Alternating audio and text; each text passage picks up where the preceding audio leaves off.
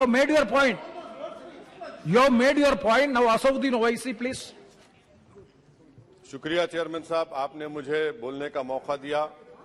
मैं इस तहरीक अदम एतमाद की तायद में खड़ा हूं जिसको टीआरएस पार्टी और हमारी पार्टी ने दिया, जिसको स्पीकर साहब ने कबूल किया। सर, मैं 11 पॉइंट आपके सामने रखूंगा जो मैं बताने की कोशिश करूंगा कि क्यों हम इस तहरीक अदम एतमाद की तायद में और मोदी हुकूमत की मुखालिफत में खड़े हैं। सर, हालिया दिनों में हमारे मुल्क में ट्रेन में एक वर्दीपोश दहशतगर्द ने अपने सीनियर मीना साहब का कत्ल करने के बाद ट्रेन के कंपार्टमेंट में जाकर नाम पूछकर, चेहरे पर दाढ़ी देखकर, कपड़े देखकर उनको कत्ल कर दिया और उसके बाद उसने कहा कि इस देश में रहना है तो मोदी को वोट देना पड़ेगा। मैं हुकूमत से जानना चाहूंगा कि क्या ये अक्सरियती तबके की एक्सट्रीमिज्म और रेडिकलाइजेशन की बेहतरीन मिसाल नहीं है, और अगर है तो फिर हुकूमत इस पर क्या करेगी।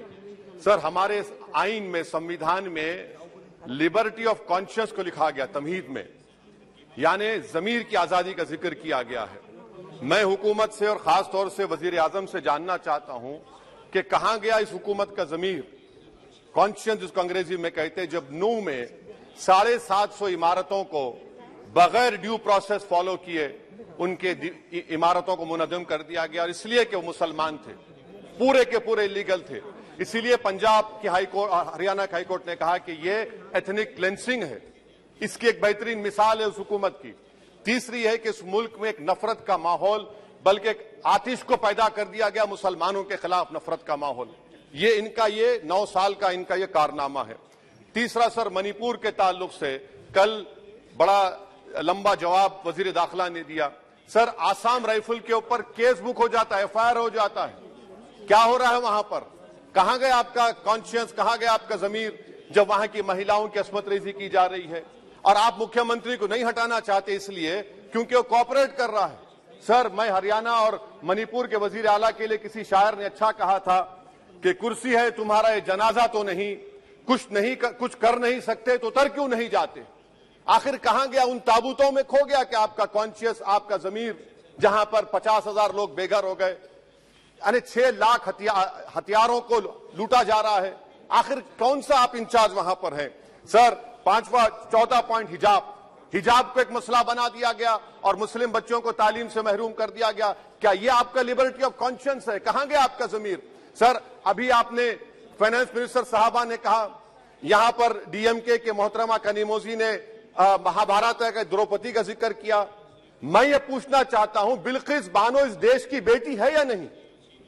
जिस बिल्किस बानो को 11 लोगों ने रेप किया, प्रेग्नेंट थी, उसकी मां का रेप किया, उसकी बेटी को कत्ल कर दिया, उसकी मां का कत्ल कर दिया, आपने कातिलों को रिहा कर दिया।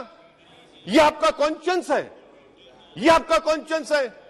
आप तो मेजोरिटेरियन पॉलिटिक्स को फरोग दे रहे हैं। सर, चौथा, आज चाइना के ऊपर कोई नहीं बोलते हैं। प्रधानमंत्री मोदी ने उस वक्त 2013 में जब प्रधानमंत्री नहीं थे, कहा था कि समस्या बॉर्डर पर नहीं, दिल्ली में है। अगर हम अपनी जमीन पर हैं तो डिसएंगेजमेंट क्यों कर रहे हैं? क्या आज चीन हमारी जमीन पर नहीं बैठा है?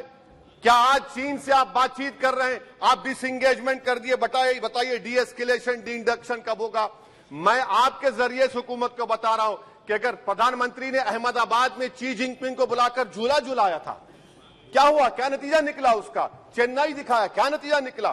सर, इसलिए चीन पर बोलिए, चीन को उखाड़ कर फेंकिए। सर, और एक पॉइंट जिस पर मैं मुखालिफ तायद में खड़ा हूं, हाई इन्फ्लेशन है इस मुल्क में, हाई अनएम्प्लॉयमेंट है, स्टैग्नेटिंग कंजम्पशन है। इसकी वजह से महिलाओं में हाई एनीमिया लीड कर रहा है। ये हुकूमत इसकी जिम्मेदार है।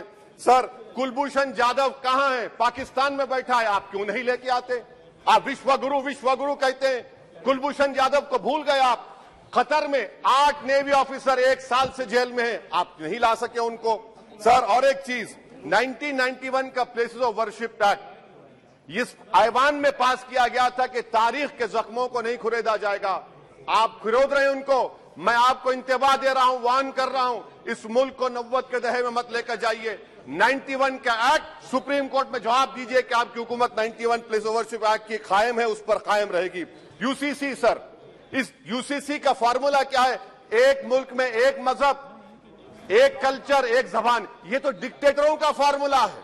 भारत एक गुलदस्ता है, भारत एक मोजाइक है।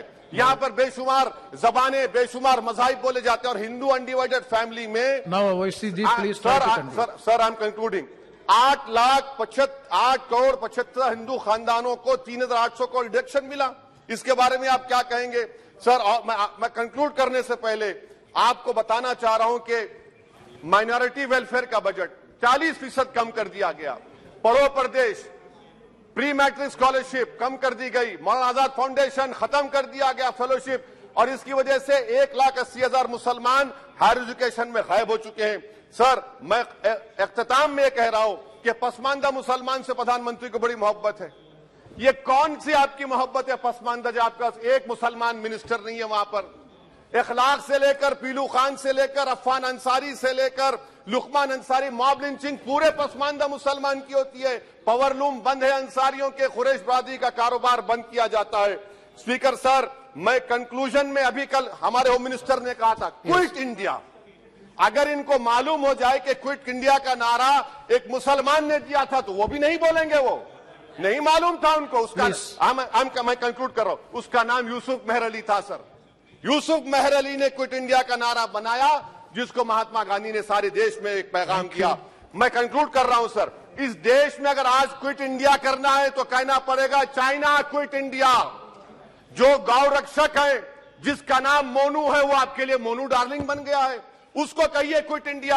सर, जो लोग तुष्टीकरण की राजनीति आप कर रहे हैं, आप हिंदू अक्सरियती लोगों में हथियार बांट रहे हैं, ये आप देश के लिए खतरा पैदा कर रहे हैं। Sir, I am concluding. इसीलिए हम आपसे अपील कर रहे हैं कि हुकूमत से कह रहे हैं कि आप जो सियासत कर रहे हैं इससे नुकसान देश को होगा। प्रधानमंत्री जब खड़े होकर जवाब देंगे, हम उनसे पूछना चाह रहे हैं, पॉइंटेड क्वेश्चन है, क्या देश बड़ा है या हिंदुत्व गोलवालकर की आइडियोलॉजी बड़ी है? मैं इस तहरीक अदम एतमाद की तायद में खड़ा हूं और हुकूमत की मुखालिफत में। सर, एक आधा मिनट सर, दो लोग, दो महाज है इस मुल्क में, एक चौकीदार है, एक दुकानदार है। एक चौकीदार है, एक दुकानदार है। जब जुल्म हम पे होता कोई मुंह नहीं खोलते।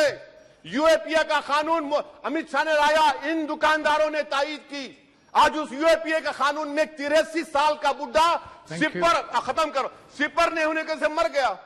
आखिर कब तक दुकानदार और चौकीदार हमारी लाशों पर सियासत? सर, हम कंक्लूडिंग, कब तक सियासत करेंगे? अगर आप जुल्म के खिलाफ आवाज नहीं उठाएंगे तो आपकी दुकानदारी नहीं चलेगी, चौकीदार को बदलेंगे, तीसरा महाज करेगा। शुक्रिया सर।